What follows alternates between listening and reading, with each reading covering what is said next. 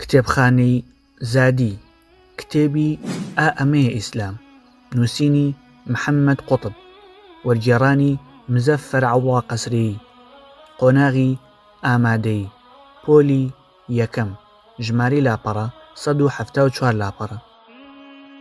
ناوەڕۆکی کتێبەکە ڕوونکردنەوەی هەندێک لە جومگە سەرەکیەکانی پرۆگرام و دەستوری حوکمی ئیسلامیە و بەراوردکردنیانە بە بەرنامە و تیۆرەکانی سەردەم بە تایبەت دیموکراسی. سەرەتای کتێبەکە دەست پێ دەکات بە باسکردنی نەگۆڕ و گۆڕاو لە ژیانی مرۆڤایەتیدا، پاشان دێتە سەر باسی نەگۆڕ و گۆڕاوەکان لە ئیسلامدا.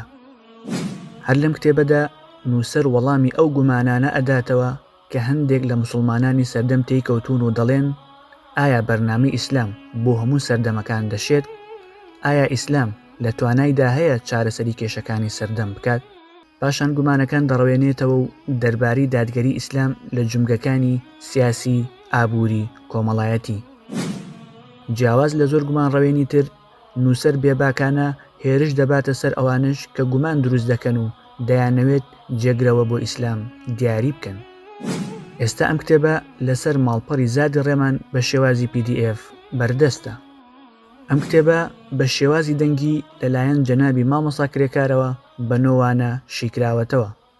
دەتوانن لەسەر کەناڵی مامۆستا کرێکار لە یوتیوب دەستی بخەن بە ناوی ئەمەیە ئیسلام. ئەمەیە ئیسلام. زانکۆی ئازادی دیڕاساتی ئیسلامی زادی بۆ خوێندنی زانستی شەرعی.